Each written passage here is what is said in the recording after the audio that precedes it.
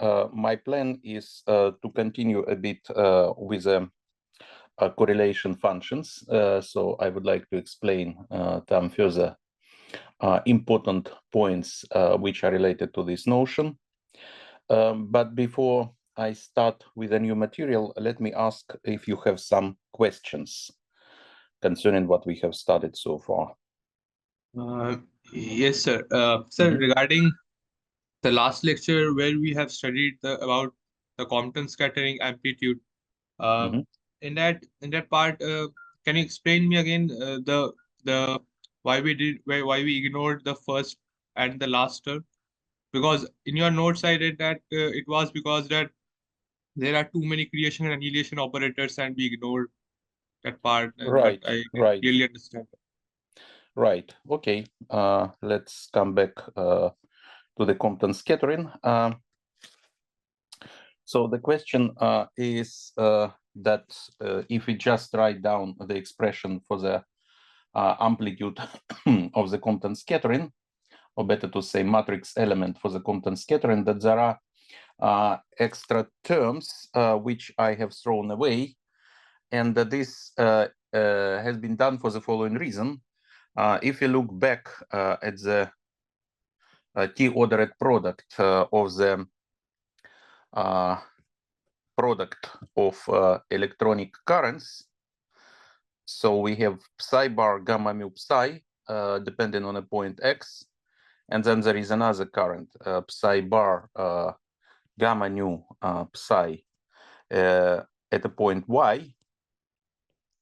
Then, according to the Wick theorem, taking the pairings between all the fields, we will get, first of all, the term without pairing, which is simply a product of the currents under the sign of normal ordered product, like this, plus two terms which are important for us and which contribute to the process of the Compton scattering. So these are the terms where we pair these two fermions, and also the terms where we make the pairing of these two terms. So the first and the very last one, like this. And finally, there is one more term where there are two pairings, psi bar gamma nu psi on y, where we pair this with this and this with this. Now, I said that the first term we drop because it contains too many creation operators. Indeed, we have creation operators sitting here, here, here, and here. So the point is that now, if we just forget about positrons, so just concentrate on the electrons, then we know that if you look at the expansion of the fermionic field, so psi on x is the field which contains the annihilation operator of electron and the creation operator of positron. I'm writing this very schematic, so I'm not writing all the prefactors, exponentials, and so on. So psi bar, correspondingly psi bar, will contain creation of electron and annihilation of positron. Now, this we drop because in our asymptotic states, there are no positrons. And therefore, if you look at the combination psi bar gamma mu psi bar gamma nu psi, then we see, then from the first psi bar, we get creation operator, psi bar. From psi, we get annihilation operator. Let's write, say, R1, R2. From the other psi bar, we get another creation operator, say R3, and another annihilation operator, psi R4. So this is a structure which comes out from the first term. So two creation operators of electrons and two annihilation operators of electrons. On the other hand, we said that in the Compton scattering, the asymptotic state we prepared to be made from one electron and one photon. So this means that in this state, we have just one creation operator of electron. And photon I ignore for the moment because photon is not important here. And then here on the left-hand side, I have B as one annihilation operator acting on the left vacuum. And this is what I want to compute. And this is what I want to compute. But then you see that here, you have too many annihilation operators. So you have two annihilation operators, and if you normal order this expression, that would mean that in the normal ordered form, and this is what I have to do under the sign of normal ordering, I have to write this as B plus, say, R1, B plus R3, B R2, B R4, like this. And this should act on B plus S1, like this. Now I may not write normal ordered product because I already normal ordered these operators. Now I see that if I will be commuting BR through B dagger S1 in order to bring this operator BR4 to the vacuum and annihilate it, I will still be left over with BR2. Even if I replace these two operators, B and B dagger, by their anti-commutator, which is just a number, I still will be left with BR2, which then straight forwardly acting on this vacuum state and annihilated. That's why this matrix element simply will be zero. So it does not contribute to this particular scattering process. It will be contributing to the other scattering process, but not to this one. Okay, so this is the reason. But we also have BR1 dagger and BR3 dagger. So, but what are their purpose? They cannot help the situation because there is always annihilation operator standing to the right, close to the vacuum. How these operators can help? BR2 acting straight on the vacuum produce zero. Yeah. The presence of these operators will not help. They cannot create anything from zero. They create something when they act on the vacuum state. But BR4 acting on the vacuum gives straight zero. It is zero. Acting on zeros with B pluses does not help you. It just leaves you with zero. So this is, you can replace by the anti-commutator, and this will produce for you simply delta R4 S, no, and there will be delta function on momenta. But then this operator, this one, act on the vacuum, on what is left over, and what is left over is BR2 acting on the vacuum, and this gives you zero. So that's why in this particular scattering process, this term does not contribute. Okay. It would contribute if you would have two electrons, if there would be another operator of creation, another B plus with some polarization, say A, then this B annihilation operator would meet another creation operator, and then we leave behind a number. that would be this contribution would be non-trivial. And same is here, B, say, where these two will be moving through these two and leave behind just numbers. But for that case, you need 2 electrons in the asymptotic states, not 1, like we have in the Compton scattering. That's why this matrix element does not contribute. And the last one, this is simply because if you make all operators paired, then this will be just the product of propagators, and then asymptotic states just meet without substitution in between any non-trivial operator.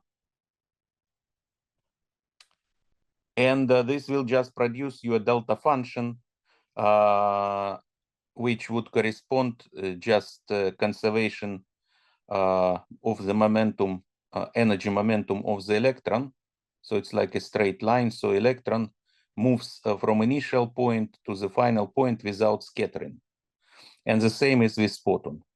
And so this means that this term does not produce a contribution to the scattering amplitude.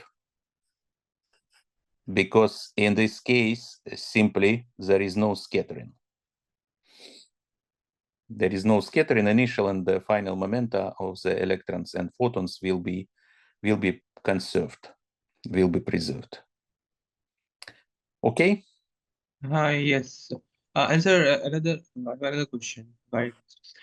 So in the last term where we have, I think you then interchange the notation with x and y. First it was xi bar x, but then you interchange with xi bar y. Where do you see this? In the Compton in the last lecture you did this. So no, here is x and here is y. Here is x, here is y. So these are two currents. So one current is at point x, another current is at point y. This is how it should be. Okay. Yes. I think in your notes also, I think xi bar y. Then the next step was xi bar y was written in the front. So I think I understand that.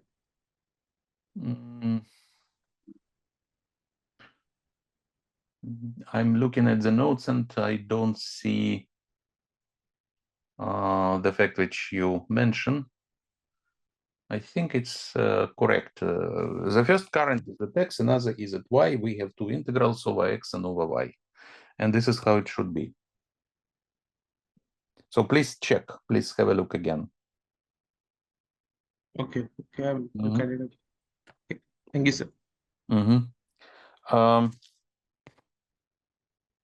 Let's see. There was a question also about equilibrium of electrons and photons, and maybe I can clarify about this a little bit. So the question is that in the Compton scattering, we have seen that if we consider a single act of scattering of electron and the photon, then we are realizing that actually the photon is redshifted. So in a way, it loses its energy because it gives it to electron. And this is something which you can compare to the billiard balls. So if you have, say, billiard ball, which is hit by another ball, then even if the first one was a target, then it starts to move, so it receives a certain energy from that ball which hits it. And this is very similar to what happened to electrons when they are hit by photons. Now, you cannot consider just a system of photons and electrons, say ideal gas of photons and electrons. This is not possible because electrons, they interact with each other. So they have a Coulomb interaction. So this gas, whatever you can imagine, it will be unstable. because just this is not a neutral gas, this is a plasma. So thermodynamic equilibrium, just free electrons and the photons, cannot be possible for this reason. But when I was talking about thermodynamic equilibrium, I meant really black body radiation. And their situation is, of course, very different because electrons which receive energy of photons, they are sitting in the walls of the cavity. And then, as you know very well, there is a quantization condition enters in the game, meaning that electron can absorb the energy of a photon if it goes only in certain portions. You need to excite electron in such a way that it will undergo the transition from one stationary level to another stationary level. And then when this electron goes back from the excited level to the lowest level, it emits a photon again back to the cavity. And so after some time, if you leave a system alone and give it time to equilibrate, the thermodynamic equilibrium will be reached. And this electromagnetic equilibrium is what we call black body radiation. So radiation, electromagnetic waves will be which will be in this cavity, precisely what we call electromagnetic radiation. This is where the equilibrium will be achieved. But the mechanism for this equilibrium is very different. And of course, it relies on the notion of quanta, on the fact that energy can be absorbed and emitted in the portions, in quanta. The same process people tried to consider in the early days of electrodynamics, not knowing anything about the quantization of energy, just using the principles of the usual electrodynamics, of the classical electrodynamics. And of course, they arrive to contradictions, to something which is impossible, to paradoxes like, for instance, the ultraviolet catastrophe of relay engines. This is simply because the classical views on the scattering process, on the process of establishing equilibrium in the cavity were not correct, because they were based on such things, on the classical things like equipartition of energy and continuity of energy, and so on. Now, once again, the individual scattering process of electron and photon, we cannot apply to the consideration of the state of thermodynamic equilibrium. It's a very different thing physically.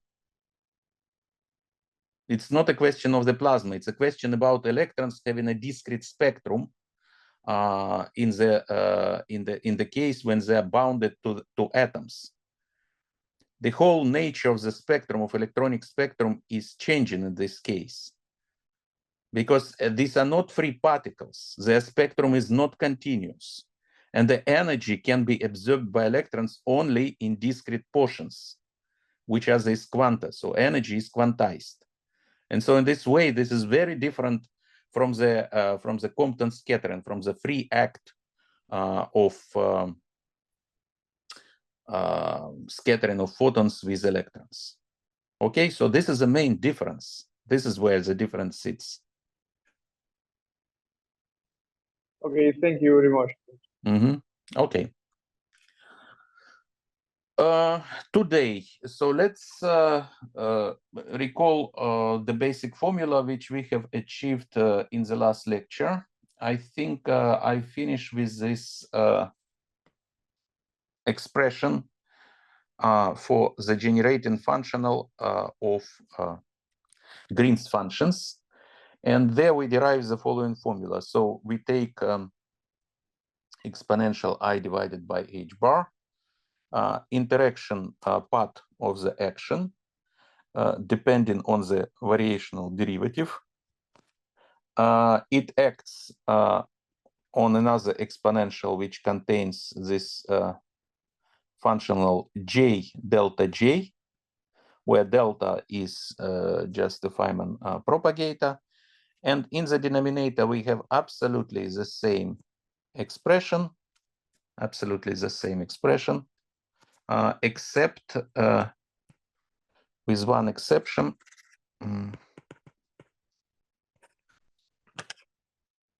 That at the end of the calculation, we have to put there j to be equal to 0. So what we have here is delta I delta j exponential minus 1/2 j delta j, and then at the end of the calculation, we put j is equal to 0.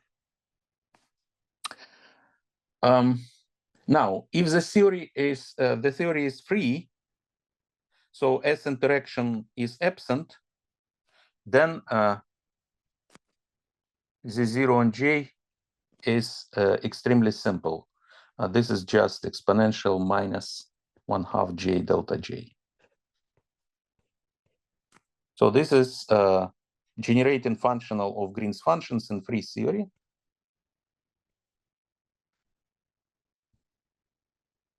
And so for free theory, you can immediately compute the Green's functions by taking variational derivatives of the 0j, because the definition of the endpoint function is such that this can be computed from the generating functional by applying multiple variational derivatives to z on j. So this is a general formula. In the case of free theory, you need to substitute here just the 0 on j. Now, I told you also that the presence of the denominator in this Lehmann law formula is important, because this denominator cancels the vacuum loops which you have also in the numerator. And so this generating functional, which is normalized in this way, does not contain what is called vacuum loops. And vacuum loops are simply, yes, we will see what they are more explicitly in a second, but essentially these are Feynman diagrams without external legs. Those diagrams which do not have legs, which only, if we draw them, have topology of loops without external ends. Now, to be more concrete, we need a model to discuss. We need to see explicitly what these Green's functions are. And of course, we can use for the discussion our standard model, namely of 5-4 self-interacting scalar field. So the action then we have already discussed. So S on phi is, let's write it in the form, in the normalization where h bar goes in front of the action. So d for x, and then 1/2 d mu phi minus 1/2 mc over h bar squared. If I write in the full glory this expression, then this is this one. So let's take phi for theory. Then we see that S interaction, so interaction part of the action, is minus h bar integral d for x, and then g over 4 factorial. Let's write here, let's integrate over z, because z, this is more convenient for me. You will see in a second. D for z, g over 4 factorial multiplied by phi in the power 4. And so this means now that z on j for the phi for theory, z on g for the phi for theory, is given then by the following formula. So exponent, and here I have to write as interaction. So exponential h bar cancels, so minus I g over 4 factorial integral dz, and instead of phi, I now substitute phi 4, I substitute the derivative. So delta j z in the power of 4. And I will be taken 4 times and therefore produce no contribution. So I in the power of 4 is 1. So this will be acting then on exponential of what? Of minus 1/2 integral dx dy j on x delta x minus y j on y. And this is what I was writing before as minus 1/2 j delta j. So this is symbolic expression, and this is explicit expression for this quantity. And this I should divide by the same thing.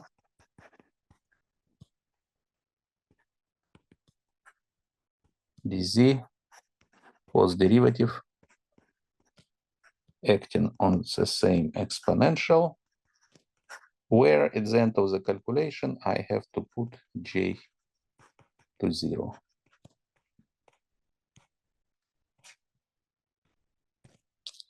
This is how the generating functional looks like. And you can compute it now in perturbation theory without any problem. So what you do, you expand these exponentials in the Taylor series in the coupling constant g. So g is a coupling constant, and you just expand in powers of g. So numerator then can be expanded as follows. By the way, what is written down here, as we have seen, this is nothing else as a z0 on depending on g. So functional, generating functional of free theory. So on this generating functional of free theory, we will be acting with these exponentials, functional derivative. And so, for instance, if we now look at the numerator and expand this exponential, so what we will get? The first term we will have to be just 1 minus ig divided by 4 factorial integral dz 4 powers of functional derivative depending on z. Then the next term will be minus I squared 2 factorial and g squared divided by 4 factorial squared, and then double integral dz d omega 8th variational derivative dg on z delta j on omega, and so on and so on. All this should act on z0j. Should we act on z0j? After this action, you will get a functional which will depend on this external source j. And then if you want concrete Green's functions out of this, then you have to vary this functional again with respect to j on x1 and so on, j on xn, and then we'll get the corresponding Green's function of interacting theory. Now, computation of these functional derivatives acting on the 0j is actually very simple. So, for example, if you take one derivative, functional derivative, and apply it to the 0j, what you will get? This is delta jz acting on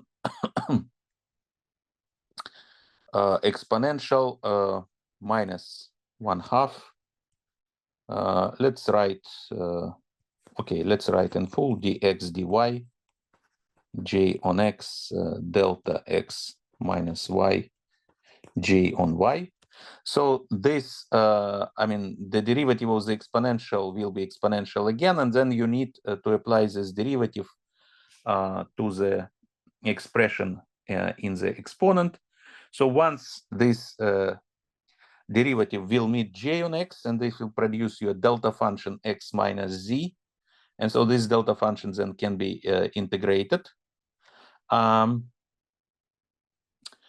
the other time, by Leibniz rule, it will be acting on J on Y, and it will produce you delta function Z minus Y. And so you can integrate over Y. And so in both cases, then you get terms which are equal to each other, and this will remove the coefficient 1/2, because it will be twice the same term. And so the result of this will be one integral left over with an external point Z, over which you take a variational derivative, Z minus Y J on Y dy. So this will be left over, multiplied by Z0 depending on J. So this is the result of one application of such a derivative to Z0J. Now, when you will be applying another derivative, you should apply again the Leibniz rule. So once it will be acting on this J, and it will produce delta on 0. So let me perform the second variation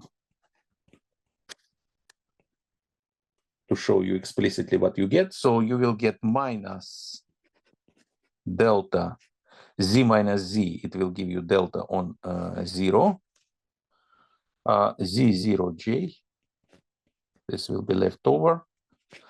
And another term which you will get is that when delta J on Z will act on Z0J, and it will produce you the same contribution as before, which will be now squared J on Y dy squared multiplied by Z0J. And so on. Then you act with the third derivative, and finally you act with the fourth derivative. And so third derivative you can write yourself. Just let me write down what you will get after 4 times of applying this derivative.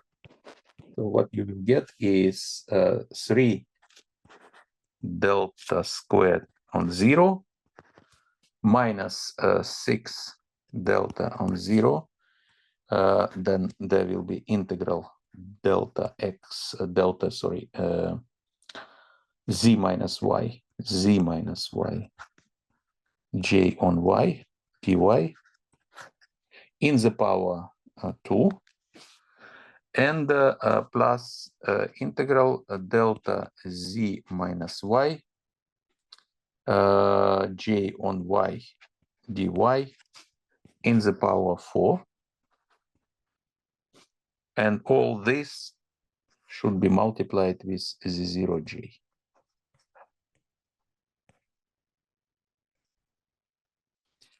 This is how the result looks like. Any questions here? Just application of Leibniz rule straightforwardly produce for you this result.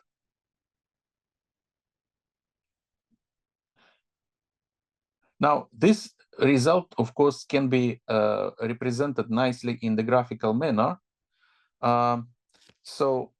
We introduced the graphic representation for the propagator. So propagator is a line, and the interaction vertex for the pi force theory can be expressed as a cross. Here is interaction vertex from which 4 legs grow. This corresponds to the phi 4 interaction type.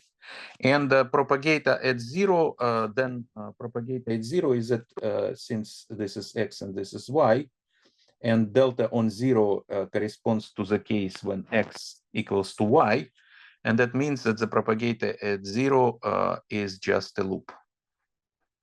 So delta on 0 is a loop like this. And if you want to represent this result for Z on J graphically, then this will look like this. So Z on J is we start from identity, so we have 1. And now I'm talking about numerator, so I write this in the numerator. 1 minus then ig divided by 4 factorial by 4 factorial integral over dz. And then there is a result of acting of 4 derivatives. And this is we computed here. So this is our expression. And graphically, then this expression can be written as follows, can be drawn as follows. So you have 3 times delta on 0, and delta on 0 then squared can be expressed in this way. So there is a common point from which 4 legs coming out, but then they are closed into 2 loops. So this is corresponds to this term here. So delta squared on 0. The next term is minus 6. And then what we have? We have 1 delta on 0. This is this term here. And then we have delta z minus y, j on y dy squared, which means because of this square here, we will have 2 propagators, which propagate from the point z, roughly, I denote this point here. And then at the ends of these propagators, there is an integration with an external current, with j. And this external current usually is denoted by a cross at the end of the propagator. So this symbolizes this j on y. And finally, there is this term delta z minus y j on y integrated over y in the power 4. So this should be expressed as simply a vertex from which 4 propagators grow. So z is an interaction vertex over which we integrate, right? Because we're integrating over z. And at the end, each propagator has a cross because it is integrated with an external current like this. And then the bracket is closed. And there are higher terms which we did not consider. This stands in the numerator and acts and multiplies by the 0j.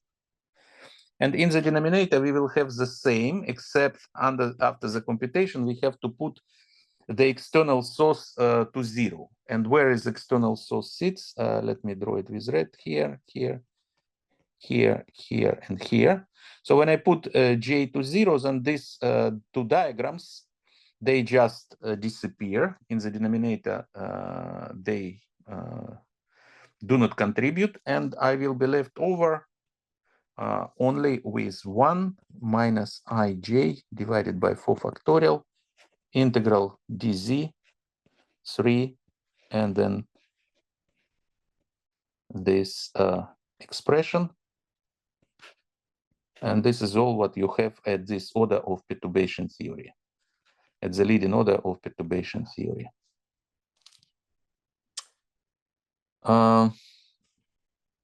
Z0j, when j is equal to 0, is 1. So this functional is normalized such that Z0 on j at j is equal to 0 is 1, which you of course see explicitly from this expression. So this is Z0j. And so when j is 0, then this exponential is 1. Okay, so this is how this z on j looks like. And these expressions, these graphical expressions, say in denominator, you see that they do not contain any external legs. Here, the legs are these propagators which are coming out, and here you don't see any dependence on j. You see only loops, and these are exactly what is called vacuum loops. Vacuum loops. So these expressions which are vacuum loops. And then you see that you have vacuum loops in the numerator, and you have vacuum loops in the denominator. And the statement is that actually the vacuum loops in the numerator are cancelled exactly by the vacuum loops in the denominator. So this is important theorem because it tells you actually that computation of Z on G can be done in the following way. You just look at the numerator, and then in the numerator, you simply drop all the vacuum loops. And this will be result for the fully normalized Z on J. Now, why it happens in perturbation theory is easy to demonstrate already on this example.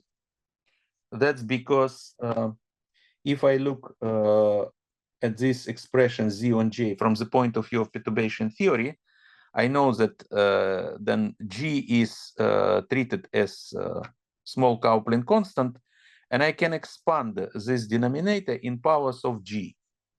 So for Z of J, then I can write first the numerator, and numerator I know what is this, minus ij divided by 4 factorial integral dz 3 minus 6 plus this cross plus high terms, and this should be multiplied then with an expansion of denominator. But what I'm having in the denominator is roughly what I'm expanding is 1 minus x. So geometric series where I assume that x is small, so it expands as 1 plus x plus high order terms, which I should throw away because these terms will be proportional to g squared and higher powers of j, so g squared, g cubed, and so on. But since I restrict my computation of the numerator only to the power, to the first power in j, all these terms are irrelevant. I should throw them away. And here, therefore, I get plus ij over 4 factorial integral dz and then 3 times this vacuum loop.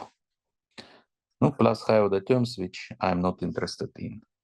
And then you see that if I will open, if I multiply these two brackets and leave only terms of the order j, then this 1 will be multiplied by the first expression and gives me 1 minus ij 4 factorial integral dz 3 vacuum loop minus 6 plus cross. And then this term here, it's already of order g, it will be multiplied only by 1. Produce for me ig 4 factorial integral dz 3 vacuum loop plus higher order terms in g, which we are not interested in. All this is multiplied at the end by z0j. But what you see here is that this term here comes with an opposite sign to the one which comes from denominator, and therefore they cancel each other exactly. And therefore contribution of vacuum loops disappear at this order in G. And in fact, the same situation happens at any loop order. Vacuum loops in the numerator will always cancel the vacuum loops in the denominator. This is a general statement which can be formally proved in the following way. This can be formally proved to any order of perturbation theory. So if you wish, even you can say that this is a non-perturbative statement, which I'm going now to prove. But I will be using the perturbative approach in a sense that I will be expanding the interaction term in the expression for Z on J in powers of the coupling constant, or if you wish, in powers of interaction part of the action.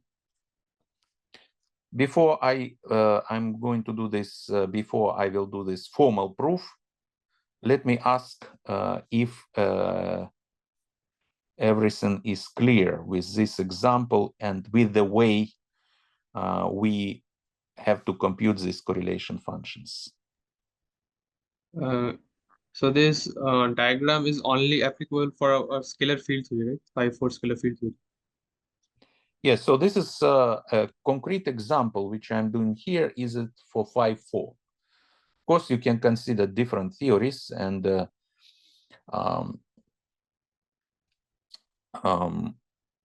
I will have to repeat this computation for any concrete theory, but the how to say, fundamental formulas which we started with, they are the same. The starting point is the same. The generating functional, which you have to compute in perturbation theory, and yeah, this is the way how it will be going on. If you go to higher orders of perturbation theory, you will get many more terms. For instance, if you consider to the next order of perturbation theory, then if you just look at numerator of this Lehmann law formula. So first you get this contribution minus Ig divided by 4 factorial. dz, the one which we have computed, and in the numerator we have this contribution of vacuum loops, minus 6 one loop contribution. Then there is a cross term. At the next loop level, I also made this computation for you. It's in the notes.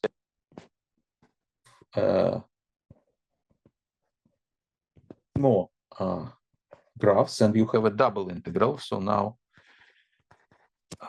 you have integral over dz and over d omega. And then you have terms which contain terms which are graphically like this.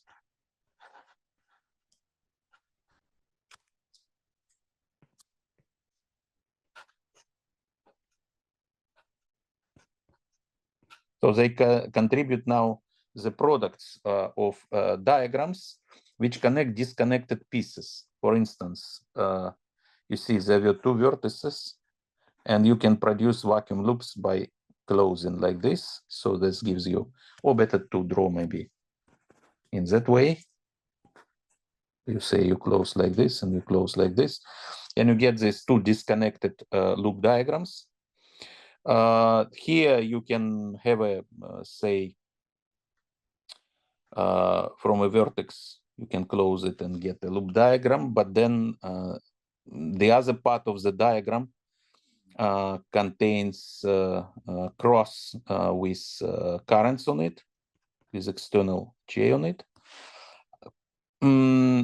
Now you see that it's order at G squared, so you get two interaction vertices all the time, like this. Yeah, so interaction vertex happened twice. And then simply there will be also graphs of all possible topologies you can have.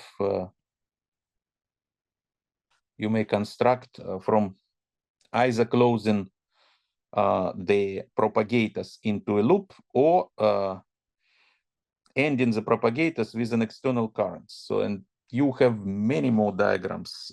You have diagrams like, for instance, loop here, another loop like this. And you can have also connected graphs. For instance, you might have the graphs like this. That's you have two interaction vertex, and then you close this into loops, and then there are propagators in between. These are all time these two vertices are integrated. They are at z at omega, and they are integrated over z omega. You can have diagrams like this, such a loop graph 1, 2, 3, 4. Also with interaction vertex and another interaction vertex, and all lines are paired. This is another vacuum loop graph. You can have you can have diagrams like this.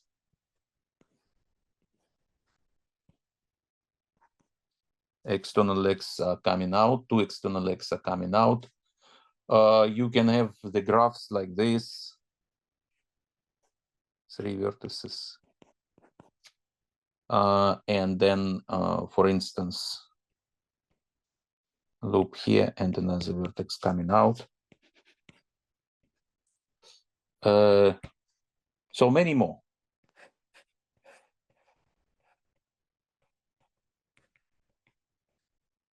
So in fact, all the graphs with possible topologies are either closing the propagators into loops or ending the propagators with external currents. Okay, so this is the way you can graphically represent these expressions. Yeah. So I have another question that so for example, so there's a in our expansion, there's a double vacuum loop, three double vacuum loop. This is this getting cancelled? Our calculation. Yes. This is numerator. If you write down denominator, in the denominator there will be all these diagrams, but those which do not contain these propagators with crosses at the end, because you put these crosses, you make them equal to 0. So all these diagrams will disappear from the denominator. There will be not the denominator, so denominator will contain only loops, only loop diagrams. And yeah. Yes. So it will contain this on. Exactly. And then when you go on, then if you take into account this denominator, then the statement is that all loops diagrams will be cancelled. So for instance, at order G, this diagram goes away. So at order G squared, all diagrams without external legs also will go away. For instance, this will go away, this will go away, this will go away, and so on. All diagrams which do not have external legs ending with the cross symbolizing the current, all of them will be cancelled by the corresponding contribution from the denominator. Yes. Now you see at order G squared, or even at order G, you will have, you see, contributions which contain either 2 currents or containing 4 currents, external currents. By current, I mean this J. So if you come back to evaluation of the Green's functions, and the Green's functions are given by this expression here. So Green's function is that you have to take n times, if you want n-point function, you need to take, you need to apply variational derivatives to this z on j n times. And then you see that contribution to the Green's functions, say to 2-point function, only diagrams which contain 2 external legs will contribute. To the 4-point function, only the diagrams with 4 external legs will contribute. And the diagrams which are these loops, they will not contribute because they will cancel out between numerator and denominator. So this expansion of Z on J, as you see, it contains, first of all, for FIFO theory, as you see, it will contain only even number of J's. Each diagram will contain only an even number of J's. That would mean that only even Green's functions will be non-trivial. All odd Green's functions containing odd number of points, they're all 0 in this FIFO theory. You cannot produce them simply. And you see that this generating functional contains information about all correlation functions. depending on how many legs ending with currents you have. And you see, you can have diagrams with 2 external legs ending with currents, 4 external legs ending with currents at order g squared, and so on, at order g and order g squared, and so on, and so on and so forth. Professor, can we relate this, that the cancellation of this vacuum loop, as something like kind of normal ordering, something? Because for example, if we try to find the average energy, then we will multiply Z with E. So yes, it's a similar to Z. Yes, it's kind of a similar to Z indeed. In principle, I mean, vacuum loops produce no contribution to scattering process. So in this respect, they are not interested in. They do not contain any external legs corresponding. So you cannot pair them with external states in a way. So they contribute only into normalization of the Green's function. And that's why it is very convenient to use this normalized functional, which simply tells that you have to cancel them. But you're right, you can reformulate this quantization scheme in such a way that these loop diagrams never appear at all, and never appear at all. Right. In any case, what you can see from here is that even from this simple example, that there is a complete cancellation between loop diagrams and numerator and denominator, and the formal proof goes as follows. So you can use the following argument. It's a formal argument, but let me give it quickly. So if you consider just numerator, and contribution to the numerator, let's denote by this letter Gn.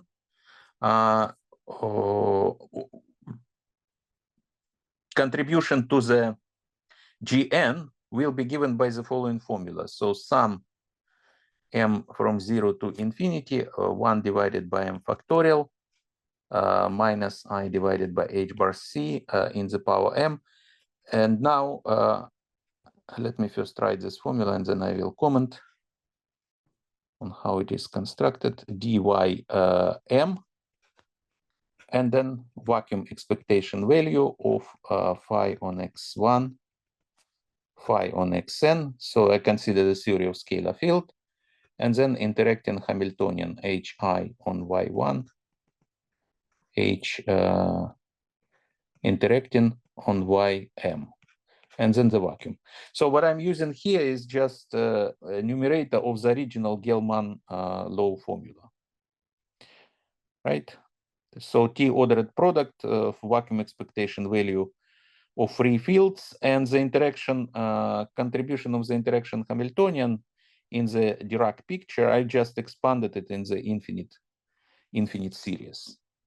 So that's nothing as a numerator of Gn of the full Green's function, and this is what we call Lehmann law formula. This is an original expression I started with. I derived in terms of free fields, Lehmann formula. Now you can ask yourself, what is the situation with vacuum loops? When do they arise? And you see, vacuum loops arise from the contribution where you don't have external legs. And when don't you have external legs? External legs you don't have if you take pairings only between the operators which enter this interaction Hamiltonian hi. So this means that you can split this expression, this matrix element, in the following way. So you can, let me write down the formula. So sum from 0 to infinity, 1 over m factorial minus I divided h bar c in the power m. And then I will have another sum. From s equals 0 up to m. S factorial m minus s factorial. So this is binomial coefficient. And then I have split my original integral into two contributions. In the integral from d1 up to dys, vacuum expectation value of t ordered product of original fields. And then I have s powers of interacting Hamiltonian like this. But here I put this sign, meaning that this term does not contain vacuum loops, does not contain only pairings between h's, but it has pairings between phi's, between the external fields and the terms in hi's. Because that's exactly what makes external lines, right? If you have a Green's function, then external points from which external lines will grow, these are exactly the points parameterized by these variables x1 and so on, xn, x4 and so on up to xn. So this means that you have propagators which grew from these points x1 and so on xn. And how you can get these propagators? Then you have some interaction terms, and you pair these interaction terms with external fields. And in this case, you will get propagators which end up on these points x1 and so on xn. So this means that I'm pairing fields, my external fields, with terms in the interaction Hamiltonian. But this should be crossed with terms of this type. Let me write an integral over another variable. I call this variable, say, z, integral over dz1 and so on dzm minus s. And this will contain only pairings between interaction terms. And so these objects, they do not have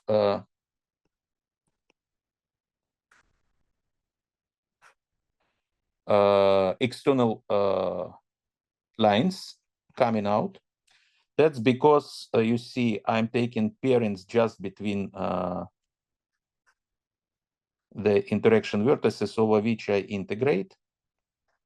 They are all paired between themselves. So let me symbolize it in this way. So they are all paired between themselves, and no external lines are coming out. By the way, in this expression which I'm writing, all diagrams which contain loops inside, they will go away. For instance, this diagram also will go away. Because when you will be expanding the denominator, from denominator, you will be getting, say, only loops. But then when you will be multiply with numerator, numerator does not only contain loops, so it will contain then at the end of the calculation, you will get the products of loops with normal diagrams, right? Coming out from expansion of the denominator. And so these guys also will be canceled out. So all diagrams which contain inside loops, closed loops and disconnected, they will go away. And this is exactly the part which is represented by these diagrams. Okay? This is exactly the part which represents these diagrams. Is the split on the loop part and the part without loops, is it clear? And this term here, this term, this extra summation simply comes out from the number of ways I can pick up, say, m minus s interaction terms. The number I can pick up, or say the number I can pick up s terms out of m terms represented by these hi's. So originally I have m terms, and I'm picking out of them s terms which go into the diagrams which do not contain loops, and then the remaining m minus s interaction terms, they make loops. So in other words, I split this contribution into the one which does not contain loops, and this is symbolized by this sign of empty set. So this is here is a sign for empty set. So no loop, in other words, no loop contribution, no vacuum loop contribution, better to say. So empty set here. And then contribution of vacuum loops. But this term here, so what I can do now, I can just change the order of summation and shift the summation variable. So I say m is k plus s, and then this expression here can be written in the following way. So there will be one infinite sum from s 1 over s factorial minus I divided by h bar s to the power s, and then dy1 and so on dys, t-ordered product, and then contribution of external fields together with interaction terms.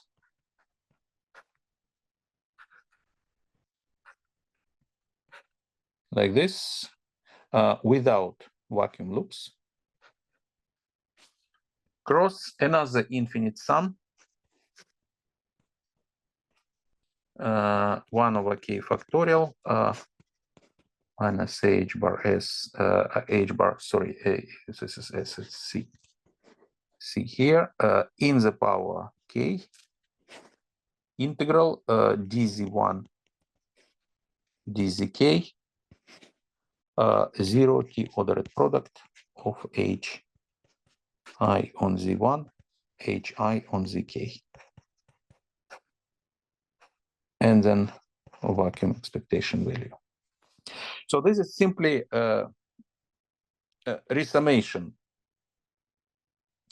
has been done. So once again, what I have done, I change the order of summation. So now instead of first summing over m and then over s, I'm summing first over s and then over m. And I split m to be equal k plus s, and that's why now you see these two sums over s and over k. So I mean, the accurate consideration, please do yourself to realize that what I have done is correct, summing up into these two infinite sums. And then you see that what is written down here, this second sum, it's completely independent of this first sum. And this is nothing else as what is written down here is nothing else as a perturbative expansion of the S matrix sandwiching between the vacuum. But this is exactly what stands in the denominator. So we started from the numerator of the Green's function, and then in the denominator of the normalized expression for the Green's function, we have exactly the vacuum expectation value of the S matrix.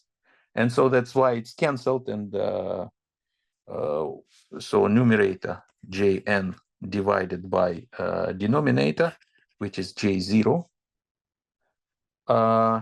gives you exactly this sum as 0 infinity 1 over s factorial minus I h bar c in the power s. And then exactly the contribution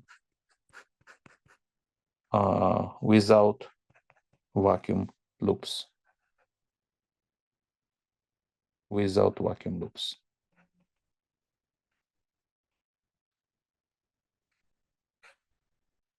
No vacuum loops. This shows that indeed all vacuum loops cancel out, and this is exactly what you get. Now let me show you examples of the Green's functions, of the actual Green's functions, which you will get if you compute, say, them in the 5-4 theory up to, say, 2-loop order. So first, as we said, we have only even Green's functions with an even number of points. And so G2, that's the first Green's function, non-trivial Green's function to start with. It will start from the Feynman propagator corresponding to free series. That's what comes from Z0J itself, just a free propagator. And then at the next order, you will find the contribution coming from where? From this graph. -6, 1 loop, 2 propagators. So this graph will contribute at order G. And analytically, this contribution will be minus I, that's right, minus IG divided by 4 factorial, 12 delta on 0. 12, there was a 6 in front of the diagram, but now it will become 12 because you have 2 derivatives, 2 functional derivatives to apply, which produce both equal contribution when you apply the first one and then the second in different orders. Therefore, 6 becomes 12. No, and then what comes out from non-trivial part, dz delta x1 minus z delta z minus x2. And at the next order, if you go on and compute the order g squared, then you find, of course, more complicated contribution. But let me write it so you will get at least an idea how it will look like. So propagator squared at 0. Now double integral dz d omega. We know that that should be double integral. X1 minus z delta z minus omega delta omega minus x2, like this. There will be contributions like 1 for delta on 0, dz d omega x1 minus z squared z minus omega delta omega minus x2.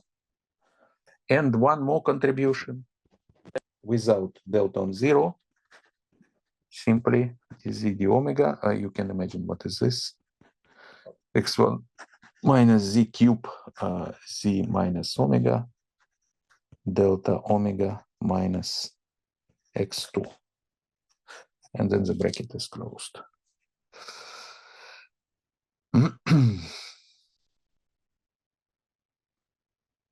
Okay, so this is what you will have for the Green's function G2, depending on the external points x1 and x2. It starts from the Feynman propagator, which is expected because it's a expansion in the powers of G. Then at order G, you have just a single term, essentially given by this integral multiplied by delta on 0. And then, of course, contributions start to be more complicated.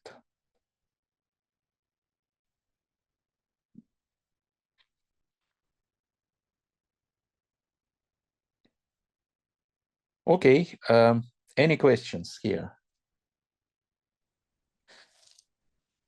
Yes, sir. I have a question about this. Yeah, this works only for perturbation theory. What if the theory is not perturbable? Means we cannot expand the denominator. Then do you have some similar approach to cancel those vacuum loop? No, cancellation of vacuum loops, you see, I mean, I use the perturbative argument to cancel it, but you see, the point is that all what I'm discussing works in the framework of perturbation theory. Outside the perturbation theory, you cannot say anything for the moment. At least you have to work with a functional integral, then you can prove similar statements. But again, functional integral is a set of rules which are justified again. I mean, strict justification of the path integral is not known in the internal terms. Path integral represents, in a way, a convenient way to pack the whole perturbation theory in one expression. So all what we are doing here is done in the framework of perturbation theory. And this is the way how it should be understood here. I'm not going beyond that. So this whole formalism is developed to work in perturbation theory because you are confined. You are, I mean, the background consideration for the whole thing is a free theory, right? We are deriving everything what you see here in terms of free fields. And this is an idea, to reduce everything to free fields. And once you decided to do that, then your starting point, your background is actually the free theory, which means that all what you're doing is a perturbation around free theory. I see. Thank you. For Yeah. this we can also say it like this, that we cannot find any partition function if we don't have the source term. So source term includes perturbation theory. No, the source term, no, it's not necessary. The source term is the only thing we introduce. The source term is that we want to work with all Green's functions at once. This allows us to pack all these Green's functions in one nice expression, which we call generating function. So that's the only thing which helps us to deal with all of them at once. But of course, you can compute Green's functions one by one without even introducing this source. So source is not a problem. Source is just a way to pack this generating function. This is a definition of what generating function. This is a definition of the correlation function here. This is what you're computing. You are computing T-ordered products of free fields with interaction part of the Hamiltonian or the action, if you like, sandwich in between vacuum states, sandwich in between vacuum of free fields. These are your Green's functions. This is how they look like in perturbation theory. But because of the presence of J, we are also having perturbation theory. Because in the action, then we add an extra term, which is J.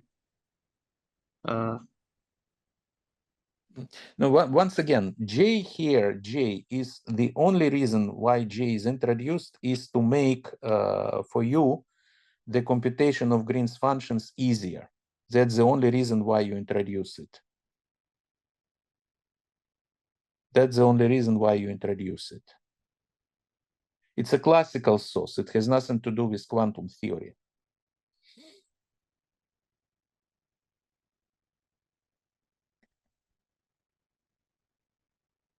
Perturbation theory, remember, original starting point was the expression for the Green's functions of Heisenberg fields. Then there is no any source, nothing. There is only vacuum expectation values of Heisenberg fields over a physical vacuum. Then we use this Dirac representation to pass to free fields. And then we get Gell-Mann law formula for individual Green's functions. It does not contain any source. After that, we said, okay, if we want to have all Green's functions at once, we multiply these Green's functions by external sources and sum them up. And then we get generating functional for Green's functions. This is this quantity here. So instead of computing individual Green's functions, I can compute Z on J, which contains information about all of them at once. And then expanding this Z on J in perturbation theory, I can obtain information about all Green's functions. If I want individual Green's functions, then I differentiate this Z on J with respect to external points. So I take variational derivatives of Z on J, and I get my Green's functions. And this is an example. This is what you get here.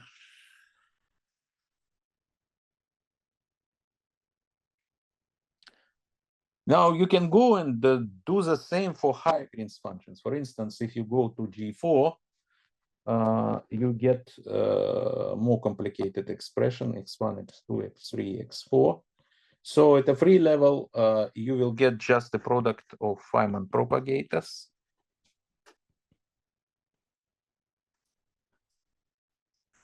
X1 minus x3, x2 minus x4, plus delta x1 minus x4, delta x2 minus x3. This is what you will find at a free level.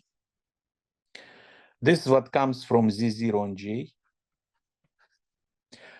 And let me just write what you get at order J. You get order J squared, there will be more complicated expression. So at order J, you will get minus IG divided by 4 factorial, and then 12 delta x1 minus x2. So 1 propagate x1, x2, delta on 0, and then integral dz delta x3 minus z, z, delta z minus x4 plus, sorry, 5 other terms, which are similar to this one, where x1 and x2 are replaced by the other points, like for instance, x1 minus x3, x2 minus x4, and so on. So in total, there are 6 terms of this type. So 1 I have indicated, and there will be 5 other terms of this type. Plus, there will be also a term which contain one integral, which is very symmetric. So x1 minus z, x2 minus z, delta x3 minus z, and finally delta x4 minus z. This is all what you get at order G, and then there will be contribution at order G squared, which is more complicated. It will contain now double integral over z and omega. And again, as you see, everything will be constructed just in terms of the Feynman propagator. So you get the concrete functions, but all these functions are essentially constructed as integrals of Feynman propagator. So Feynman propagator is a building block. This is how the correlation functions look like in reality. This is what they are.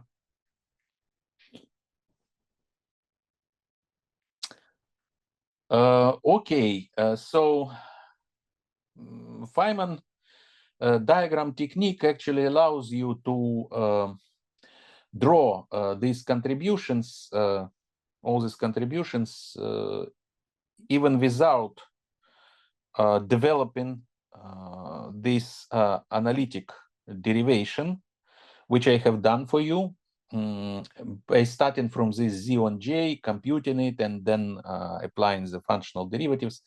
You can draw this just by analyzing all possible topologies you can get at this level from the vertices and propagators.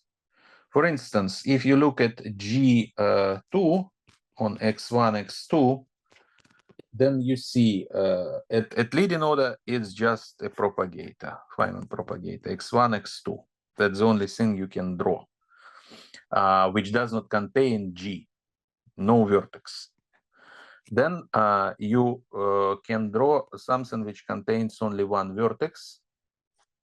And all what you can draw is one vertex over which you have to integrate is this graph here, X1 and X2. Now, the external currents disappear, but instead of them, there is this points X1 and X2.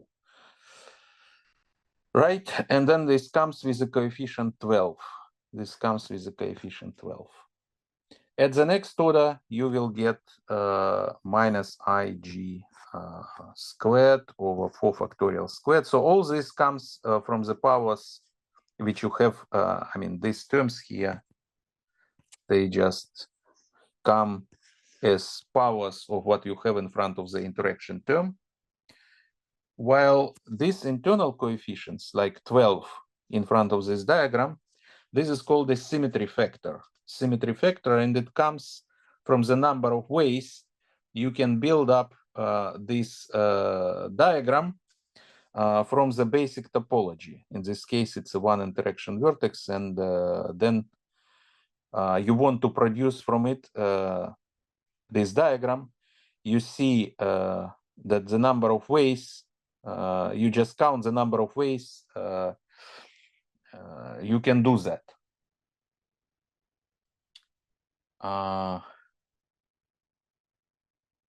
So at the next order, for instance, you will get the contribution like I'm writing here. So double integral dz, d omega, and then the graphs which I have written down analytically can be expressed graphically in this way. So this is delta on 0 squared. And then the diagram which you have is this one, X1 and X2, plus another diagram of this type, X1, X2, loop, loop, sitting on the top of each other, like this. And this is point Z, this is point W. Yeah, so you have propagator Z minus W squared. That's exactly what you see in this expression here.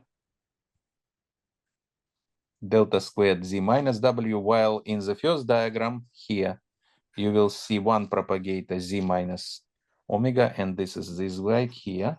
So this is Z, this is omega.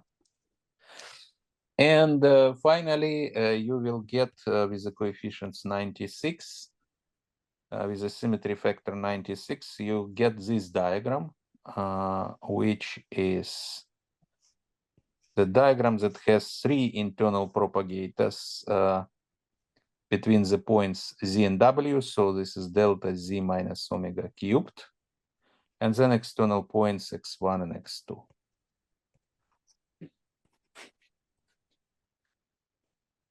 Okay, so this is what you will be getting for G2. And so on. And for G4, the situation is very analogous. So G4, X1, X2, X3, X4 will be at leading order. These are just propagators X1, X2, X3, X4 plus propagators with a permutation of points. And then can draw X1, X4. x2, x3, x2, x3, like this, or x3, x2. And then at order G, you will get more complicated things, more complicated, topologically more complicated graphs, like this one. So integral over dz, one integral, and then comes with the coefficient 12, the diagrams like this, where you have, let me not write points, where you have just one line free and another with a loop on it. Then you can get similar expressions like, oops,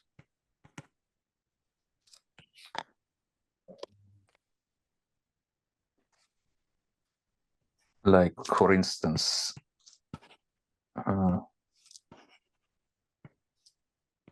loop here and free line here, a loop here, free line here, or free line here, loop on the other side, and then diagrams where you have one loop sitting here on this leg, or one loop sitting on this leg.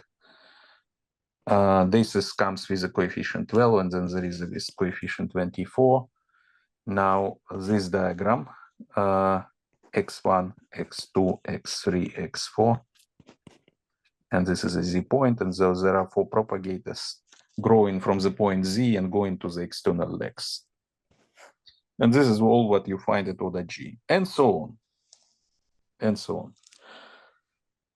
So from this point of view, the only non-trivial thing of building up the Green's function out of the topologies, out of the propagators, is the computation of these symmetry factors, which are in front of these individual topologies. These symmetry factors count combinatorially the number of ways you can build up the corresponding diagram from propagators, from just connecting the propagators between the points x1 and x2, and also taking into account the number of internal integrations you have to make, which depends on the order of perturbation theory. So this is basically the way how you can build up Green's functions in perturbation theory. Yeah. So I have a question. How will this Green function related to the scattering amplitude? Oh, that's a very important question. So there is a, unfortunately, we don't have time to discuss it, but there is a so-called Lehmann, Symanzik, Zimmermann reduction algorithm, which allows to express S matrix via Green's functions. So S matrix elements can be expressed via Green's functions. So if you, by means of so-called reduction formula, and this means that Green's functions have a fundamental property. S matrix can be calculated via them. I can show you this formula. So it's basically says the following. So if you consider, say, a scattering process where you have, say, m incoming particles with asymptotic momenta p1 and so on pm, and they are incoming into scattering, and then you have k1 and so on kn outgoing particles, then the corresponding matrix elements between the states beta and alpha should be computed in the following way. You take the Green's function, which depends on m plus n points, m plus n, so total number of incoming and outgoing momenta. Then what you do, you perform the procedure of truncating. So you truncate Green function, and the truncation means that you cut out external propagators. all external propagators are cut out. So which means that the definition of this truncated Green's function is in the momentum space, you take inverse propagator, which is k squared minus m squared divided by I, and then you multiply the Green's function j on k1 and so on kn. So this is a procedure of truncation. So you truncate all external propagators. So this truncated Green's function has no external propagators. After that, you consider, as I said, this Green's function depending on incoming and outgoing momenta. You substitute the incoming and outgoing momenta. And after that, you go on shell. You say that your particles satisfy the mass shell condition. So basically, matrix elements of the S matrix are simply, I'm talking about the here about scalar field. So for the other fields, it's a little bit more complicated, but in principle, it's similar. So S matrix elements are given by the truncated Green's functions computed on shell. That's the result. And to come to this formula, one has to use what is called a Lehmann, Symanzik, Zimmermann reduction formalism.